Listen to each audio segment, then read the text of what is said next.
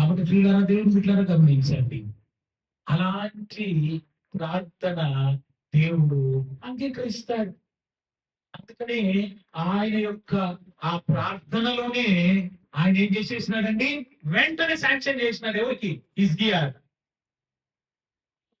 అందుకని దావీదు అంటాడు, నా కన్నీళ్లను నీవు దాచి ఉంచినావు. నీ కన్నీళ్ళు ఎప్పటికి వ్యర్థం కాదు, నువ్వు ఏడ్చిన ఏడుపు ఎప్పటికి వ్యర్థం కాదు. ప్రభువును బట్టి వీళ్ళరా ఆయన అవన్నీ దాచిపెడతాడు, అవన్నీ దాచిపెడతాడు. నీవు పరలోకానికి వెళ్ళినప్పుడు ఆ బుద్ధి చూపిస్తాడు. నీ కన్నీరు నేను చూచితిని, నీ ప్రార్థన నేను అంగీకరించిన. ఇంకా నీకు 17 సంవత్సరాల ఆయుష్ను నేను ఇస్తాను. కాబట్టి పిల్లలు గమనించండి, ఇది దేవుడి యొక్క మాటలు.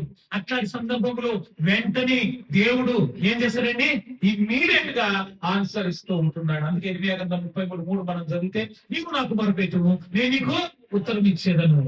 ఆయనకు మొరపెట్టుటలో ఉన్నటువంటి మనం ఎలాగ మొరపెట్టాలో మనకు తెలియాలి.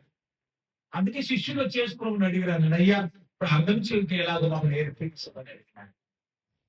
అవును పిల్లారా, దేవుని బిడ్డారా, ఈ రాత్రి సమయంలో యుక్తముగా ప్రార్థన చేయటం నీకు తెలుసా? నీ కొరకే మరణించిన క్రీస్తు, నీ నిమిత్తమై శిలువను ఎక్కిన క్రీస్తు, ఆయన యొక్క మరి ఆయనను ఏ విధముగా నీవు మరి ప్రార్థిస్తున్నావు, ఏ విధంగా నువ్వు అంగీకరించినావు, ఆయన్ని సురక్షితంగా అంగీకరించుకున్న తరువాత ఇక నీవు నీ వాడివి కాదు, నీవు ఆయన వాడు. అందుకే ప్రభు అంటాడు కదా, మీరు మీ సొత్తు కాదు, మీరు విలువ పెట్టి కొనబడిన వారు కనుక మీ దేహముతో దేవునిని మహింపరచండి. కానీ మన శరీరముతో దేహముతో దేవుణ్ణి మహింపరచమండి.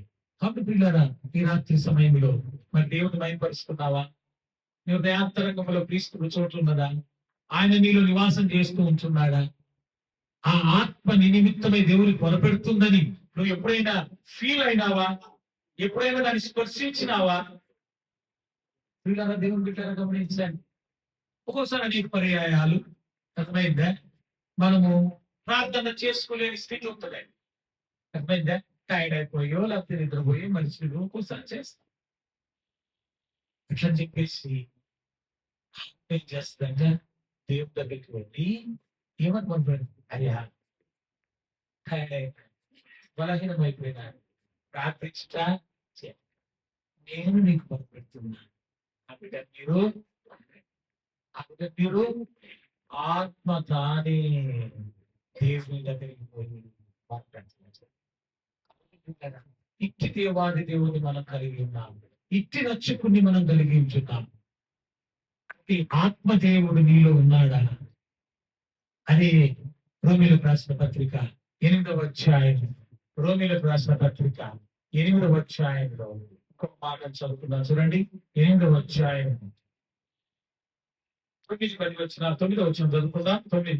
దేవుడి ఆత్మ మీలో నివసించి ఉన్నాడలా మీరు ఆత్మ స్వభావం గలవారే గాని శరీర స్వభావం గలవారు కాదు. ఎవడైనను క్రీస్తు ఆత్మ లేనివాడైతే ఆయన వాడు కాడు. దాని గురించి ఆర్గ్యుమెంట్ చేయాల్సిన పనే. దేవుని ఆత్మ కలిగినటువంటి వాడు ఎప్పుడు కూడా దైవికమైన విషయాలనే మాట్లాడతాడు, దైవికముగానే మాట్లాడతాడు. దేవుని ఆత్మ లేని వాడు శరీరాన్ని తీసుకొస్తాడు మధ్యలోనికి, వాడి దుష్టుడైనటువంటి సైతానుడు. క్రీస్తు ఆత్మ లేని క్రైస్తవుడు దేవుని బిడ్డ కానే కాదు. క్రీస్తు ఆత్మ లేని వాడు ఆయన వాడు కాడు. దేవుని వాక్యం స్పష్టంగా జరుగుతున్నది, తెలియజేస్తున్నది. మరి దేవుని ఆత్మ నీలో ఉన్నదా?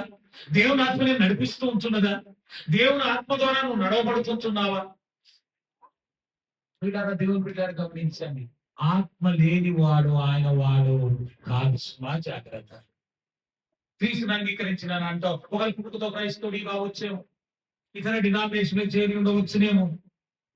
క్రీస్తు ఆత్మ నీలో లేకపోతే you are not belongs to God. ఆయన వాడు కాదు. ఎందుకంటే దేవుడు ఏం చెప్పినాడండి, నా ఆత్మను మీలో ఉంచేదను అని చెప్పినాడు. ప్రభుని అంగీకరించిన తర్వాత దేవుడు ఆత్మ ఉంటే శరీరానికి ప్రాధాన్యత ఇస్తావా? అందుకే పై భాగంలో ఏముంటదండి? చూద్దాం చూడండి అక్కడే 5వ వచనం. శరీరానుసారులు శరీర విషయముల మీద మనస్సుంటరు, ఆత్మానుసారులు ఆత్మ విషయముగా మనస్సుంటరు. శరీరానుసారమైన మనస్సు మరణము, ఆత్మానుసారమైన మనస్సు జీవమును సమాధానమైనది. నీకెందుకు సమాధానం లేదు తెలుసా? శరీరకమైన మనస్సు కాబట్టి నీకు నెమ్మది లేదు. శరీరకమైనటువంటి మనస్సు ఉన్నది కాబట్టి అసమాధానంగా ఉంటున్నావు, శాంతి లేదు, ఎల్లప్పుడూ ఏదో కొరత, ఎల్లప్పుడూ ఏదో చేయాలి. అదే క్రీస్తు ఆత్మ కలిగిన వాడు, ఆయన వాడు ఏం చేస్తారంటే అండి, ప్రియులారా గమనించండి, అక్కడే చదువుకున్నాం కదా, ఆత్మానుసారులు ఆత్మ విషయముల మీద మనస్సుతో, ఆత్మానుసారమైన మనస్సు జీవమును సమాధానమైనది. క్రీస్తు ఇచ్చే సమాధానం అది. నువ్వు లోకంలో ఏం చేసినా నీకు సమాధానం రాదు. నువ్వు జపాలు చేసినా ఏది చేసినా కాళ్ళు తల కింద పెట్టి కాళ్ళు పైకి ఎత్తి ఏమేమో చేసినా సమాధానకర్త అయిన క్రీస్తు యొక్క సమాధానం క్రీస్తు ద్వారా తప్ప మరి ఎవరి ద్వారా దొరకదు. ఆయన రక్తము ద్వారానే నీకు సమాధానం. ఇలా దేవుని బిడ్డలు గమనించండి, అతి సమాధానకర్త అయిన దేవుడిని మనము కలిగి ఉన్నామా? దేవుని ఆత్మ నీలో ఉంటున్నదా? దేవుని ఆత్మ నీలో ఉంటే నువ్వు ఎల్లప్పుడూ సమాధానంగా ఉంటారు. జీవము కలిగిన వారు ఎప్పుడు కూడా ఎట్లుంటారండి? ఆనందంతో ఉంటారు, సంతోషిస్తూ ఉంటారు. మరి అట్టి ఆత్మ నీలో ఉన్నదా? అట్టి దేవుడు ఆత్మ నీలో ఉన్నదా?